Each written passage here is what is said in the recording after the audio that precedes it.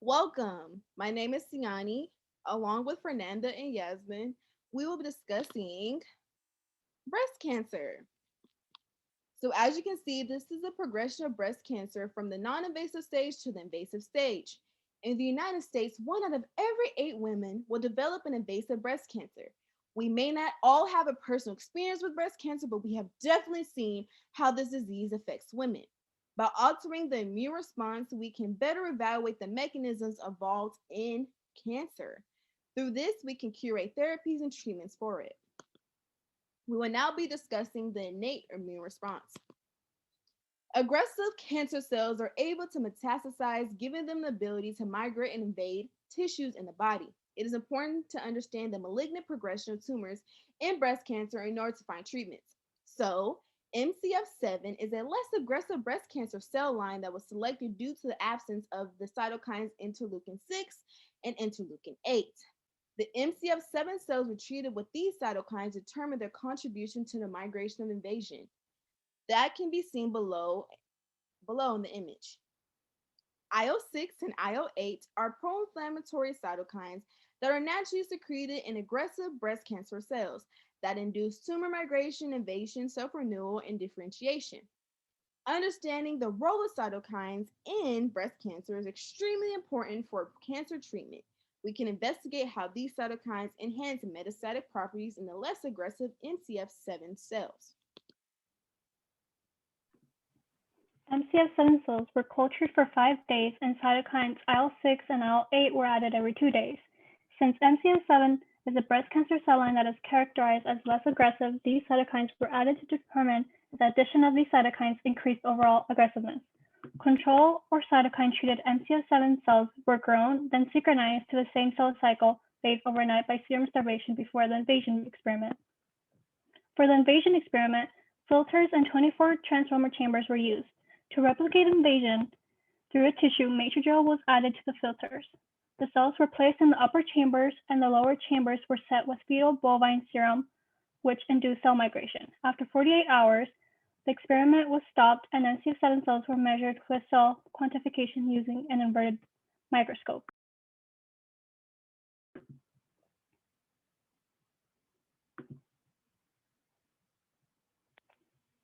So figure 1 demonstrated that the treatment of the individual cytokines IL-6 and IL-8 on the MC7 cells caused an increase in invasion compared to control.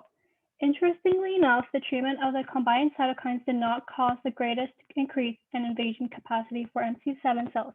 However, it did improve invasion capacity compared to control. Figure 2 showed that MC7 cells were able to proliferate at a much higher rate when treated with a mixture of interleukin 6 and interleukin 8 compared to control. However, cells treated with interleukin 8 alone demonstrated higher proliferation versus interleukin 6. In conclusion, treating less aggressive cancer cell line, MCF7, with pro-inflammatory cytokines IL-6 and IL-8 led to increased cancer aggressiveness, which was seen with the greater cell invasion in Figure 1 and the self-regenerative properties in Figure 2. We illustrated here the different effects of cytokine presence. When there were no cytokines, there were less cancer cells, and then when there were some, there were more cancer cells. This leads us to believe that cytokine inhibition may be a potential breast cancer treatment. We will now be discussing the adaptive immune response.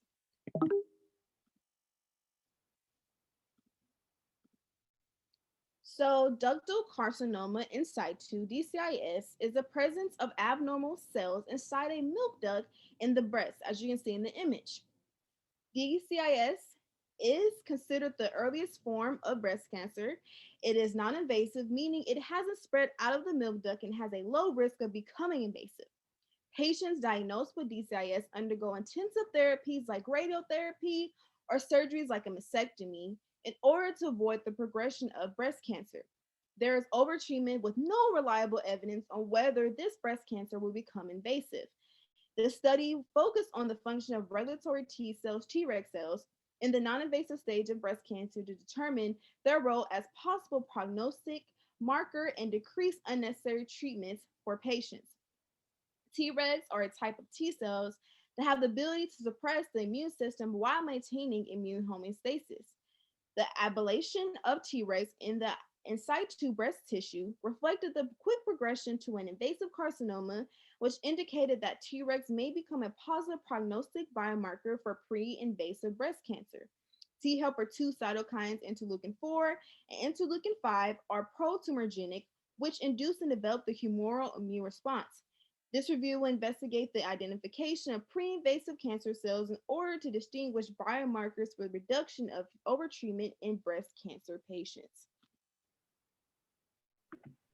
All mice had ductal carcinoma in situ, the earliest form of breast cancer confined to the milk ducts of the breast. Primary breast cancer growth was observed and monitored weekly. Mice were also genetically modified for the use of the diphtheria toxin. Diphtheria toxin allows for the depletion of Tregs by removing the FOXP3 gene, which is the transcription factor of Tregs. Wild type were the control mice since they lacked the DT mutation. This toxin is able to remove the FOXP3 gene on the mutated mice because they have the DT mutation.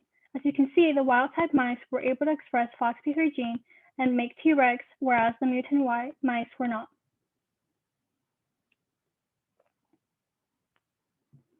To be able to count the number of tumors, mammary gland cells were isolated and placed into 96 wall plates. Mammosphere cultures were made by seeding the mammary gland cells in low densities to prevent their adherence to surface and promote their proliferation and suspense as spherical clusters.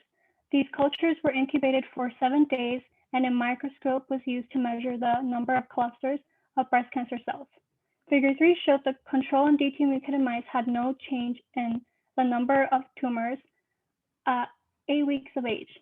However, at 10 weeks, the mice without Tregs showed a significant increase of mammary glands with palpable tumors compared to control mice. In order to measure cytokines expressed by both control and DT mutated mice, tumors were lysine buffer and protease inhibitors to extract proteins to preserve the cell from natural degradation. The protein extracted was used to quantify the specific cytokines using a direct ELISA. The researchers used a Muninix assay, which is practically a direct ELISA. Once the cytokine is bound, the Luminix bead causes a color change indicating the cytokine is present. For figure 4, the DT mutated mice had a significant elevation of Th2 cytokines, IL-4 and IL-5, compared to control mice. There was no significant difference in IL-13 for Treg mutated mice versus control mice. In the initial stages of ductal carcinoma, regulatory T cells keep cancer cells from being invasive. Ablation of Treg cells lead to an increased number of tumors in mammary glands, as seen in figure 3, and also enhanced tumor growth. Treg cells also play a role in suppressing specific pro-tumorigenic Th2 response cytokines, which we know are part of the humoral response. Ablation of Tregs leads to increased amount of cytokines IL-4 and IL-5, but not IL-13. As seen in our illustration, there are more of IL-4 and IL-5 cytokines when there are no Tregs, but IL-13 stays the same. If patients have Tregs in the initial stages of breast cancer, the ductal carcinoma in stew, then they are less likely to need intensive treatments such as mastectomies and radiotherapies. Our overall conclusions are that the innate and adaptive immune response plays a big role in the progression of breast cancer. Cytokines like IL-6 and IL-8 can increase cancer aggressiveness.